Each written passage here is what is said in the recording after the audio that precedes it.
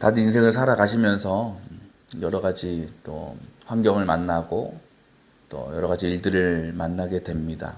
그러면서 참 우리가 별 문제 없이 편안하고 또 좋은 때를 지나갈 때가 있는 반면에 때로는 정반대의 경우 너무도 힘들고 고통스러운 시간을 보낼 때도 있습니다. 그 중에 이 후자의 시간을 우리가 보내게 되면 또 그런 시간을 보내는 사람들이 있다면 그 사람들이 그때를 이렇게 표현을 합니다. 정말 사는 게 지옥 같구나. 지옥 같다. 2010년쯤에 우리나라에서 크게 유행한 단어가 하나 있습니다. 바로 헬조선이라는 말이죠. 다 들어보셨을 겁니다. 아시겠지만 이 말은 지옥을 뜻하는 헬과 우리나라의 국명인 조선을 합친 말입니다. 그래서 이 세상에서 살아가는 것이 너무도 어렵고 고통스럽다고 생각하는 사람들이 이 단어를 만들어냈어요. 대부분 젊은 청년들이 이런 말을 쓰더라고요. 우리나라 헬조선이다. 아니 지옥이 뭔지 알고 하는 얘기인지 지옥을 가보기나 해보고 그런 얘기를 하는지 모르겠지만 어쨌든 그만큼 자신은 고통스럽다는 거죠. 힘들다는 거예요. 여러분 어떻습니까? 여러분 이 나라에서 살아가시면서 여러분에게도 이 나라가 헬 조선이진 않습니까? 그런데 하나님께서 그런 우리의 모습을 보시면 참 마음이 아프시고 참 속상하실 것 같다라는 생각이 듭니다. 왜냐하면 하나님께서는 이 세상 모든 사람들이 지옥이 아니라 천국을 경험하고 살기를 원하시기 때문에 그렇습니다. 예수님께서 이 땅에 오셔서 처음으로 선포된 말씀이 뭡니까? 회개하라. 천국이 가까이 왔다라는 거죠. 예수님은 그 당시 사람들에게 천국이 가까이 왔으니 이제 하나님 나라가 눈앞에 왔으니 너희는 그 나라를 꼭 소유하고 누리라고 말씀하신 겁니다. 근데 그럼에도 불구하고 그 당시나 지금이나 많은 사람들은 그 천국을 누리며 살지를 못합니다. 심지어 우리 그리스도인들조차도 천국을 살아간다기보다 지옥을 살아간다라고 내가 느끼고 생각할 때가 더 많다라는 거죠. 오늘 말씀은요, 예수님께서 천국에 대한 비유를 말씀하시는데 두 가지 비유를 말씀하셔요. 짧지만 먼저 44절에 하늘나라는 뭐와 같다고 말씀하십니까? 하늘나라는 밭에 숨겨놓은 보물과 같다라고 얘기해요. 이 말씀을 여러분 보시면서 좀 이상하다는 생각 들지 않습니까? 왜 보물을 밭에 숨겨놓았을까? 이거는요, 우리는 사실 이해가 잘 안 되지만 그 당시 고대 팔레스타인 지역의 상황을 보면 충분히 이해할 수 있어요. 고대로부터요, 이 팔레스타인 지역은요, 지금도 그렇지만 그 지리적으로 위에는 소아시아, 그러니까 터키나 시리아, 그리고 이 아래쪽에는 아프리카, 대표적인 이집트, 북아프리카 딱 자리하고 지금도 그렇게 자리하고 있죠. 근데 그 당시도 그랬어요. 그러니까 소아시아와 유럽 사이에 끼어 있는 상태였거든요. 이 팔레스타인 지역이. 그러다 보니까 이 팔레스타인은 어떤 곳이냐? 외부로부터 크고 작은 침략을 많이 받았던 곳이에요. 예를 들면 얘는 조그맣잖아. 이쪽은 크고 이 소아시아에서 유럽 치려면 아프리카 치려면 누구 통과해야 돼? 팔레스타인 통과해야 돼. 또 아프리카에서 소아시아 치려면 또 팔레스타인 통과해야 돼요. 그러니까 중간에 껴가지고 늘 전쟁이 끊이지 않았던 곳이에요. 그러니까 강대국들이 영토를 확장하려면 반드시 팔레스타인을 거쳐야 되는 거예요. 근데 거쳐가는데 그냥 아무 없이 그냥 가겠어요? 그 안에서 또 전쟁이 일어나는 거예요. 그러다 보니까 얼마나 불안했겠어, 팔레스타인 사람들이. 또 누가 더 불안했을까? 부자들. 돈 많은 사람들이 불안해. 왜? 괜히 전쟁 들어왔다가 재산 뺏길 수 있잖아요. 그래서 그 당시에 팔레스타인 지역의 부자들은요, 재산을 3개로 나눴대요. 3등분을 했대요. 그래서 3분의 1은 자기의 어떤 생활이나 장사꾼들은 장사하는 데 필요한 자금으로 두고 3분의 1은 기금속을 사는 거예요. 보석 같은 걸 사서 넣어놓는 거예요. 그래야 비상시에 들고 갈 수 있잖아요. 그죠? 크지가 부피가 있는 게 아니니까. 그리고 나머지 3분의 1을 어떻게 했냐? 자기의 땅에 묻어뒀다라는 거예요. 자기의 땅에 자신만 아는 곳에 묻어놓았다라는 거예요. 그래서 혹시나 뭐 피신을 갔다거나 어디 그곳을 떠난 이후에 다시 돌아왔을 때 다시 그것을 찾을 수 있도록 했다라는 거죠. 그러니까 이것이 그 당시 시기적 배경으로는 충분히 아주 있을 수 있는 일이었다라는 겁니다. 그런데 그 보물이 땅에 묻었습니다. 근데 그 주인이 죽었어. 죽게 됐어. 그 땅을 누구한테 넘어갈 거 아니겠어요? 누가 사거나 할 거 아니겠어요? 근데 그것을 산 사람이 그 밭이나 땅 아래 그 전 사람 죽었던 전 주인이 보물을 숨겨놨던 사실을 알아요, 몰라요? 알아요? 모르죠. 생각해 보세요. 여러분 집에 어디 내가 땅 파가지고 숨겨놨어. 근데 내가 죽었네? 그 다음 사람이 왔어. 그걸 알 리가 없어요. 뭐 하기 전까지는. 다 파보지 않고서는. 그러니까 주인은 몰라. 근데 누가 알 수 있느냐? 그 주인의 일꾼들, 하인들이 밭을 이제 일구다가, 밭을 갈다가, 발견하는 경우가 종종 있었다라는 거예요. 그 말씀을 하시는 거예요.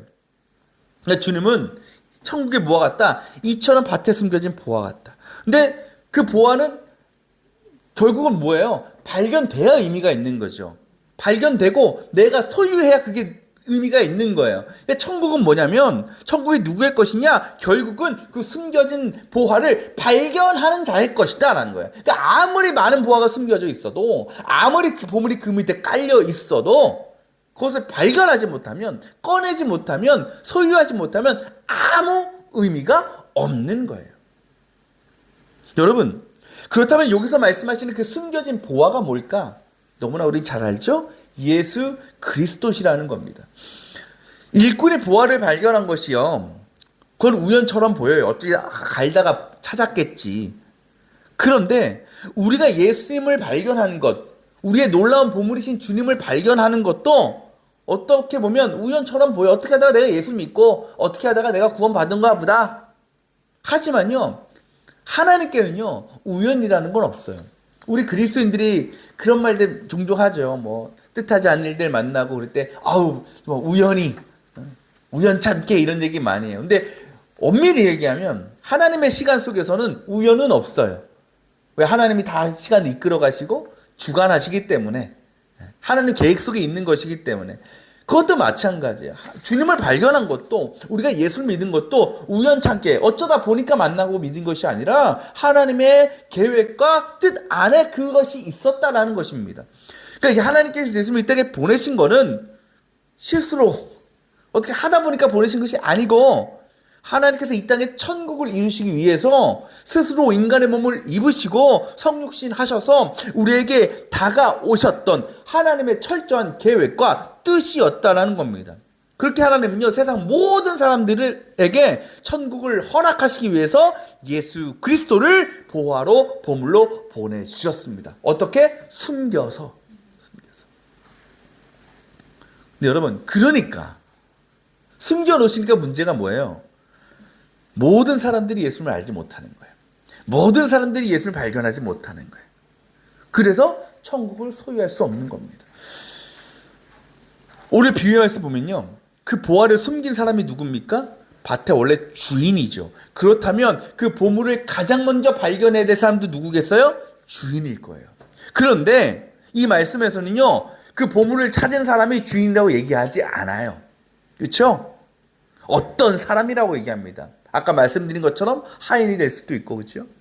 일꾼이 될 수도 있고. 원래는 주인이 가장 먼저 발견해야 되잖아요. 근데 그렇지 않았다는 거예요. 왜? 뭐 그 사람이 찾기 전에 죽었든지 아니면 묻어놓은 것을 까먹었는지 이유는 모르겠지만 어찌되었건 그 보물이 없어서가 아니라 없어서 못 찾은 것이 아니라 발견하지 못해서 그걸 누리지 못했다는 것을 주님은 말씀하고 계시는 거예요. 얼마나 안타까운 일이에요. 죽기라도 했으면 그 전에 자식이라도 있으면 뭐라도 써놨겠지. 내가 어디 부분에 묻어놨으니 꼭 내가 죽으면 그걸 찾거라. 그것도 아니에요. 예수님도 마찬가지셨다. 예수님께서 이 땅에 오셨을 때요. 모든 사람들이 예수님을 보고 하나님께서 보내신 보물이다. 보화다라고 여기지 않았어요. 그래서 사람들이 예수를 멸시하고 핍박하고 죽인 건 아니겠어요, 결국? 예수님이 보물인 줄 알았다면 그렇게 했겠습니까? 그랬던 사람들은 결국 천국이 아니라 하나님의 심판을 경험하고 영원히 멸망당하는 존재가 될 수밖에 없었어요. 지금도 마찬가지예요. 우리는 어떠냐는 거죠. 우리는요, 하나님께서 놀라운 계획과 섭리로 이 땅에 보내주신 예수님을 늘 발견하고 만나는 삶을 우리가 살아가고 있는가? 그래서 우리가 그 주님으로부터 누리는 천국의 삶을 우리가 살아가고 있는가? 한번 내 자신을 돌아보자라는 겁니다. 근데 우리가 정말 예수님을 발견하고 천국을 살아가고 있는지 아닌지를 알 수 있는, 판단할 수 있는 방법이 있습니다. 오늘 말씀 보면요, 그 숨겨진 보물을 발견한 사람들의 반응을 이렇게 얘기해요. 그 밭에 숨겨진 보물을 발견한 사람이 어떻게 했다 그래요? 제자리에 숨겨두고 기뻐했다라 그러죠. 그러니까 보물을 발견한 사람의 상태는 가장 먼저 뭐야? 기쁨이에요. 물론 아직요, 그 보물을 소유한 게 아니에요. 아직은 내 게 아니에요. 왜? 그 밭은 내 밭이 아니기 때문에. 주인이 따로 있습니다. 하지만 발견한 것만으로도 우선은 기쁜 거예요.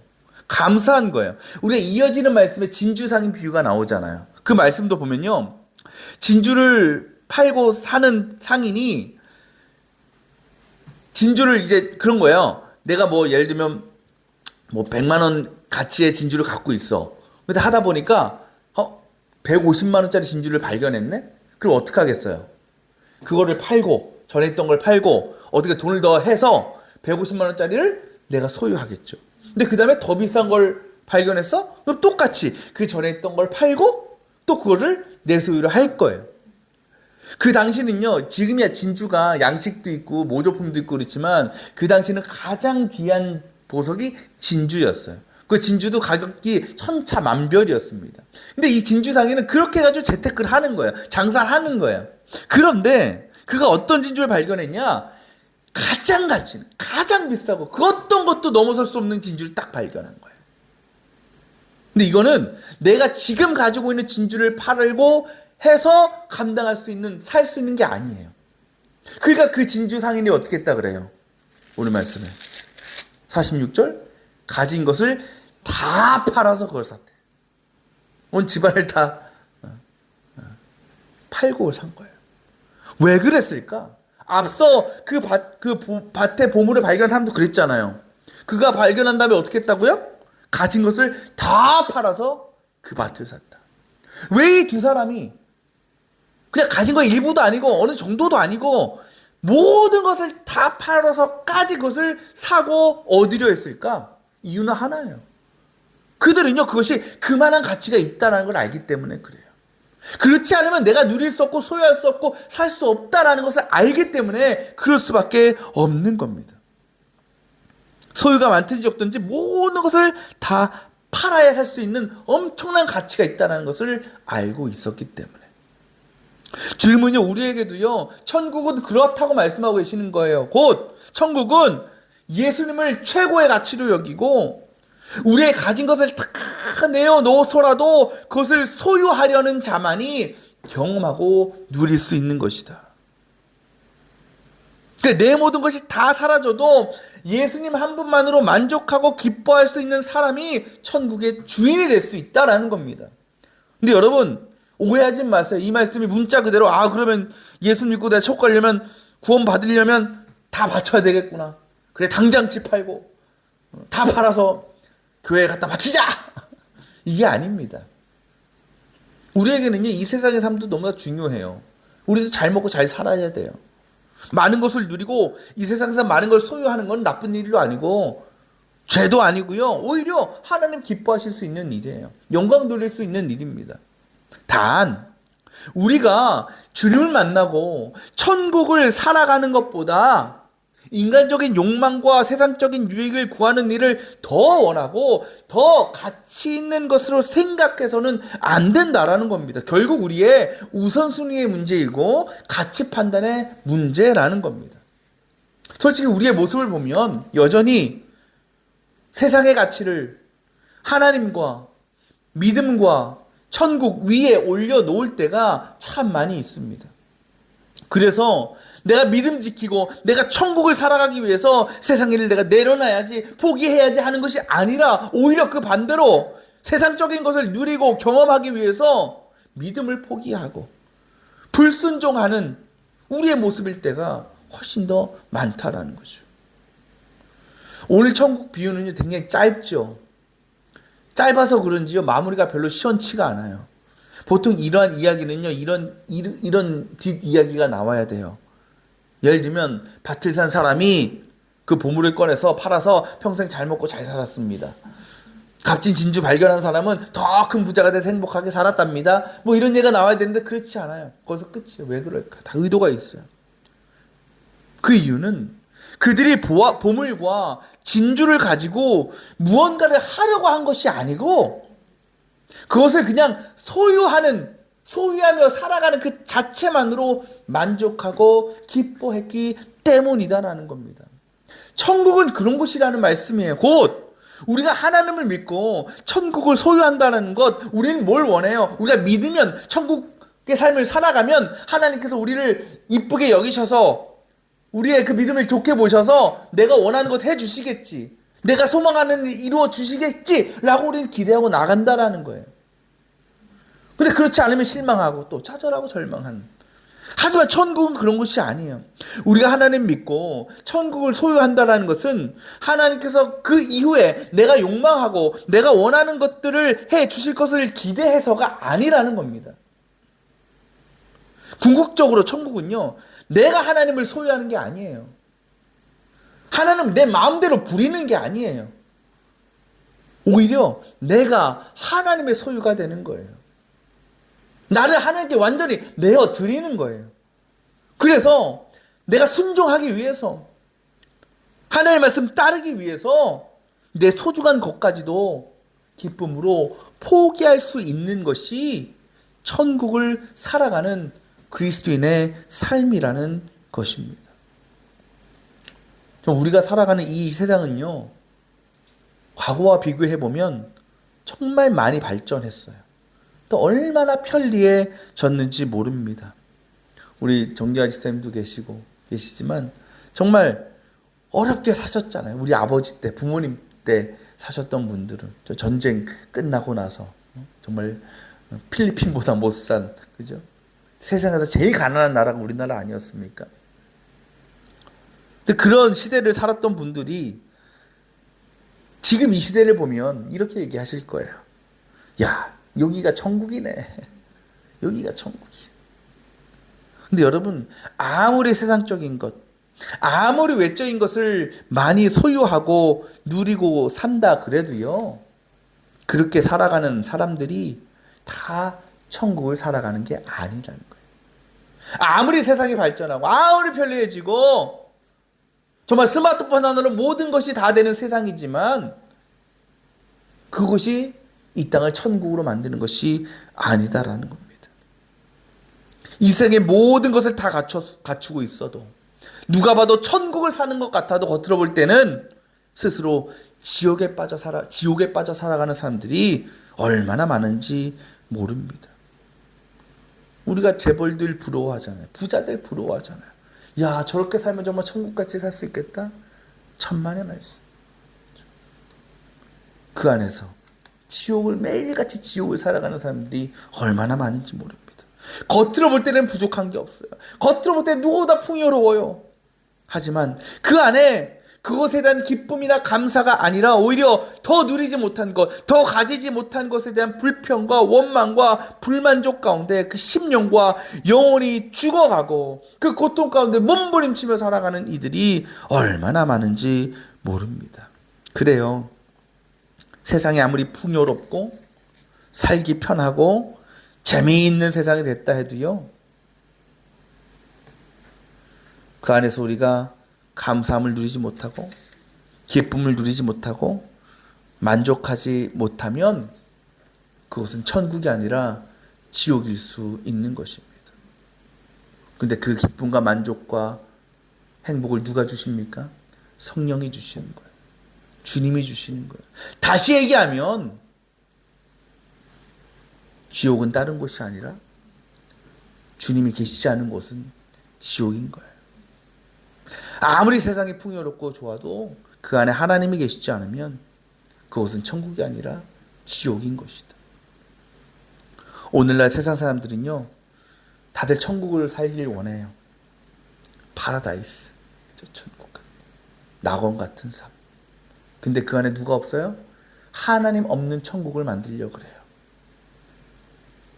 하지만 그건 불가능합니다.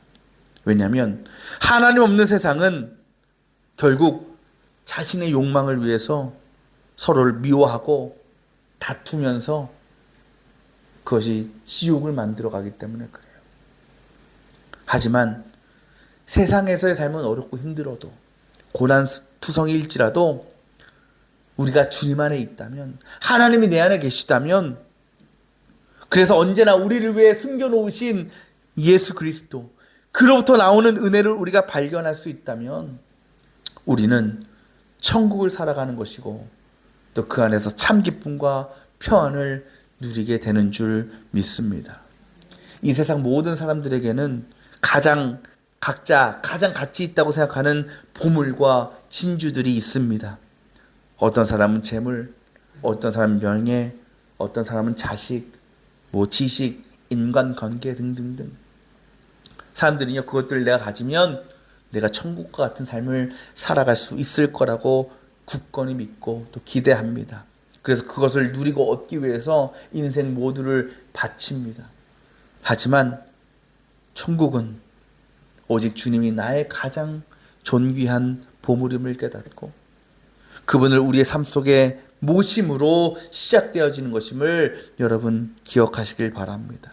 그 일 위해서 때로 하나님께서는 우리에게 천국을 소유하기 위해서 너의 것들을 좀 희생해야 되지 않겠느냐, 팔아야 되지 않겠느냐라는 도전을 주실 때도 있어요. 그것이 시험이라고 생각할 수도 있고 유혹이라고 생각할 수도 있겠지만, 그렇죠?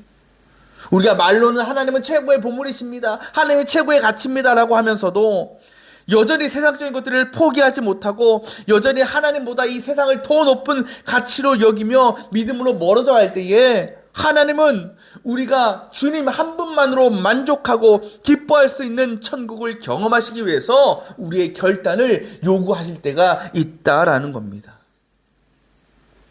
그때 하나님 앞에 주님만이 나의 모든 것입니다, 주님만이 나의 기쁨이 되십니다라고 담대히 고백하고 세상이 아닌 믿음의 길을 따라 살아갈 수 있는 우리 모두가 되시기를 원합니다.